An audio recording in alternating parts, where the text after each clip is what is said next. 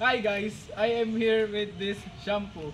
So as you can see, there is locks here. But this character I can't read it because it's kanji. So I think this shampoo is from China because it has kanji in it. Oh wait, since it is from China, this shampoo is product of globalization because globalization simply just means exporting and importing of goods, ideas, knowledge, and technology, and so on around the world. So, keep watching this video because you will learn more about globalization. Globalization can mean a lot.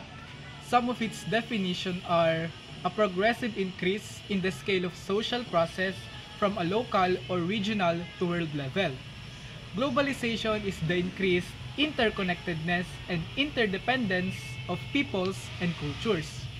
Globalization is the process by which the world, previously isolated through physical and technological distance, become increasingly interconnected, meaning it is a process that made the previously isolated world interconnected. So, ang globalization ay pinagko-connect niya or pinaglalapit niya yung mga magkakalayong bansa or countries.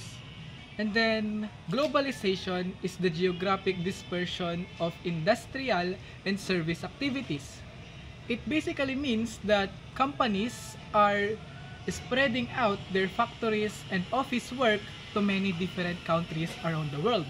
For example, the fast food Jollibee. Before globalization, if you want Chicken Joy and Jolly Spaghetti, you had to be in the Philippines. But with the rise of globalization, Jollibee is in 17 countries. History of globalization.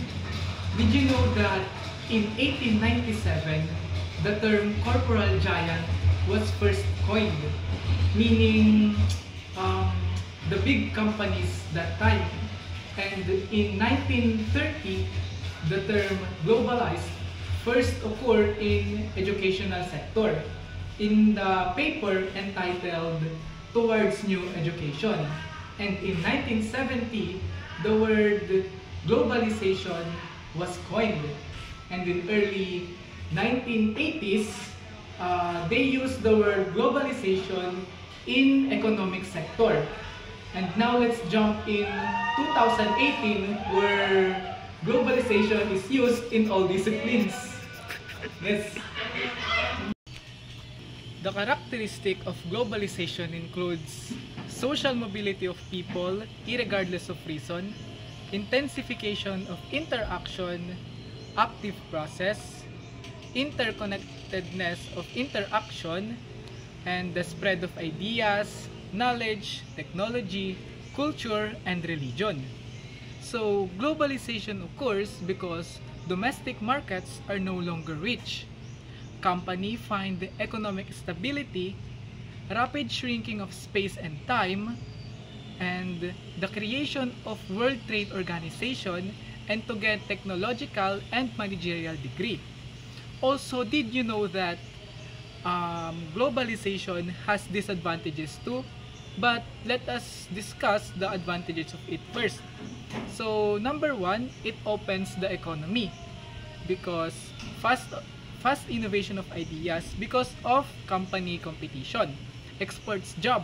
An example of this is when you are graduate in the Philippines and you get your degree and you want to work abroad, you can do that. And productivity gains quickly when country is in comparative advantage. For example, lettuce Baguio. Since mahirap magpatubo ng lettuce Baguio dito sa Nueva Ecija, mahal yung magiging benta natin kaysa dun sa mga taga Baguio. And the disadvantage of it is, first, exploiting of underdeveloped country, widening of poor and rich gap, and number 3, harmful effect of small businesses. So that's all. I hope you learned something in this video.